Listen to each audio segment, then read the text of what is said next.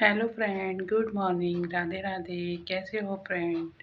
आशा करती हूँ कि सब अच्छे होंगे। तो फ्रेंड, मैं भी अच्छी हूँ। मस्त रहो, स्वस्थ रहो, अपने अपने कामों में व्यस्त रहो। तो फ्रेंड, मैं कहानी लेके आई हूँ एक पिता की चार बहुओं की। तो फ्रेंड, एक पिता की चार बहुएं थी। वो ना क्या, चारों बहुओं को पिता ने अपने पास में बुलाया, एक एक बारी बारी से। तो पहले नंबर वाली बहू को बुलाया, यानी बड़ी बहू को बुलाया कि बेटा, ये 5 दाने उसको भी दिए, 5 गेहूं के दाने बड़ी बहू को दिए। फिर से दूसरे नंबर वाली बहू को बुलाया, फिर से 5 दाने उस दूसरे नंबर वाली बहू को दिए।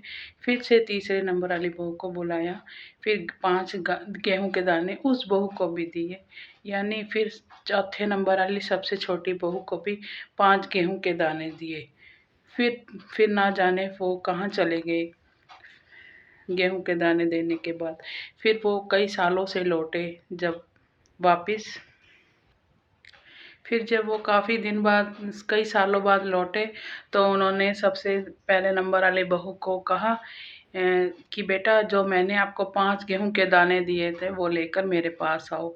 तो पहले नंबर वाली बहू बोली कि पिताजी, मुझे तो पता नहीं, मैंने कचरे डाल के कूड़े के दान के डब्बे में फेंक दिए। ऐसा कहकर उसने ऐसा कह दिया। तो पिताजी ने कुछ नहीं कहा। फिर से दूसरे नंबर वाली बहू को बुलाया कि बेटा, जो मैंने आपको 5 गेहूं के दाने दिए थे वो लेकर मेरे पास आओ। तो वह दूसरे नंबर वाली बहू बोली कि पिताजी, पता नहीं वो दाने मैं कहाँ रख कर भूल गई हूँ। अगर मुझे मिलेंगे तो मैं आपको लाकर दे दूंगी ज़रूर। तो पिताजी कुछ नहीं बोले। फिर से आती है तीसरे नंबर की बहू की बात। तो तीसरे नंबर वाली बहू को भी बोले कि बेटा, मैंने जो आपको 5 गेहूं के दाने दिए थे वो लेकर अभी मेरे पास आओ। तो तीसरे नंबर वाली बहू बोली, पिताजी, जब से आप गए हो वह दाने ना तो बड़े हैं और ना कम हुए हैं, ना कहीं गमे हैं।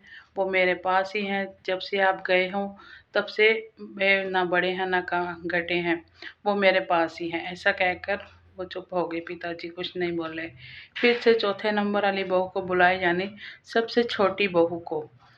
तो उस बहू के पास क्या खूबसूरत जवाब थे, क्या सुंदर जवाब थे।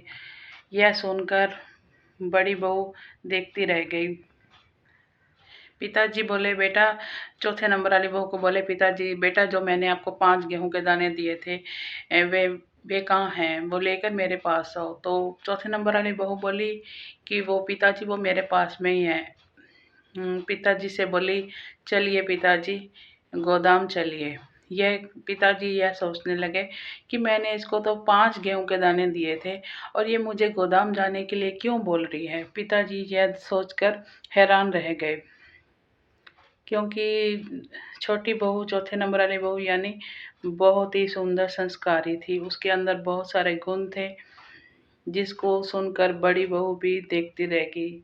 बड़ी बहू का क्या जवाब था इस पर।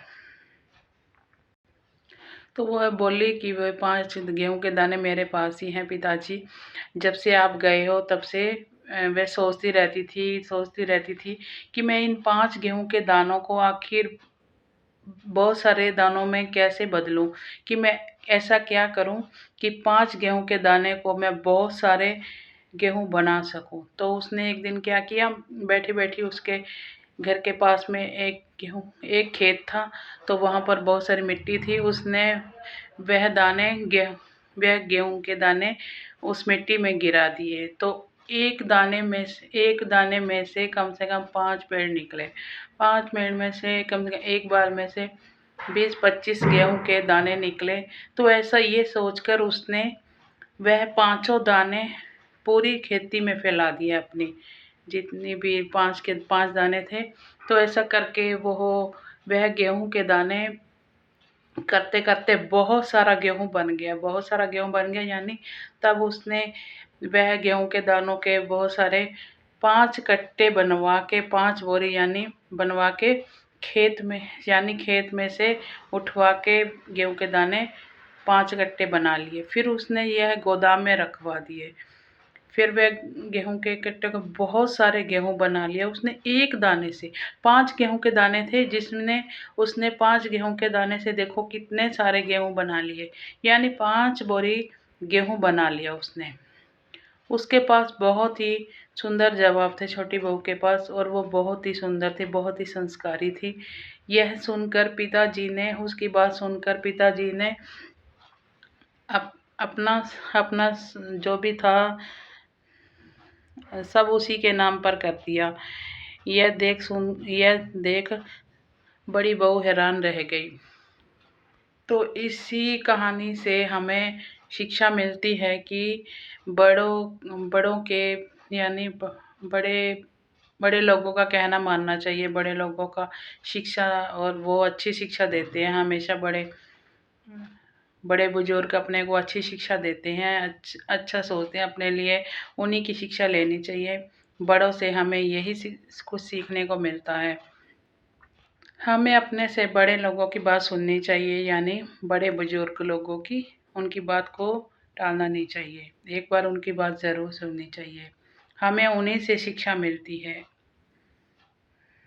अगर हम बड़े बुजुर्ग लोगों की बात नहीं सुनते हैं तो हमें अच्छी शिक्षा सुनने को नहीं मिलती, अच्छी बातें नहीं सीखने को मिलती।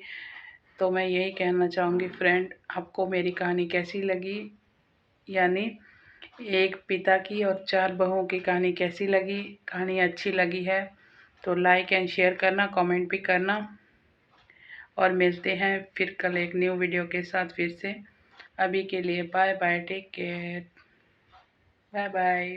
वीडियो अच्छा लगे तो लाइक करना, कमेंट करना, शेयर करना, और मैं लाइव भी आती हूँ तो मेरे चैनल को भी सब्सक्राइब कर लेना। Bye bye.